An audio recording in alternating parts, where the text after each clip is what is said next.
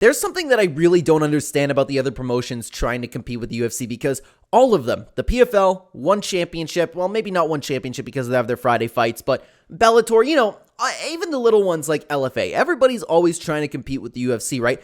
They just had their giant opportunity and they're not doing it. We're going to talk about the other promotions in just a second. Before we do though, I do want to say hello everybody and welcome back to another video.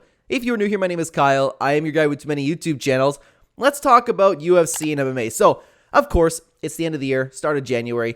Typically, the UFC takes a few weeks off, right? And we are in that big month-long drought.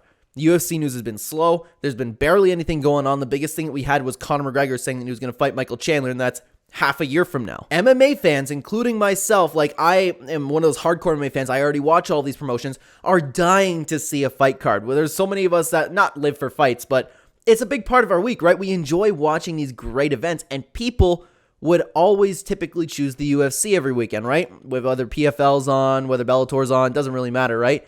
Everyone's going to go with the UFC because that's the biggest one. The UFC's just been off for 4 weeks, and none of these other promotions have even had a card. One championship has had their Friday fights. That's awesome, right? They're doing their own thing. But what about everybody else? What are you doing?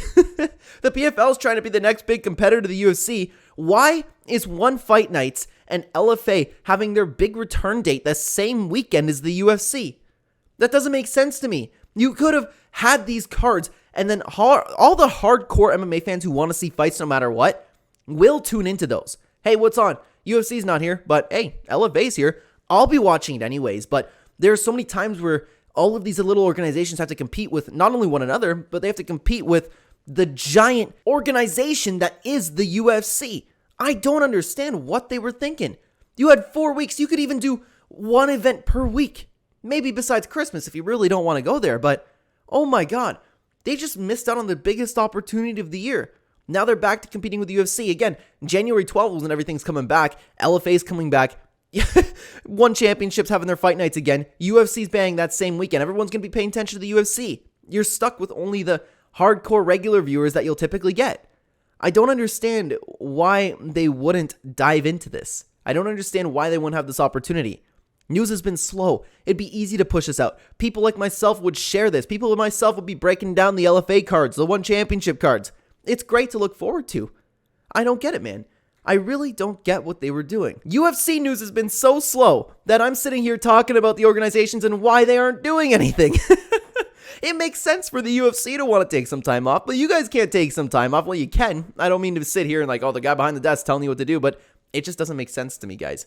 It doesn't make any sense. It was a really quick video today. I just wanted to get my thoughts out there, and if you have any ideas down below, why wouldn't they dive into this? Please, let me know what you think down below. Guys, I have no idea as to what reason these other organizations wouldn't plan a card. At least one.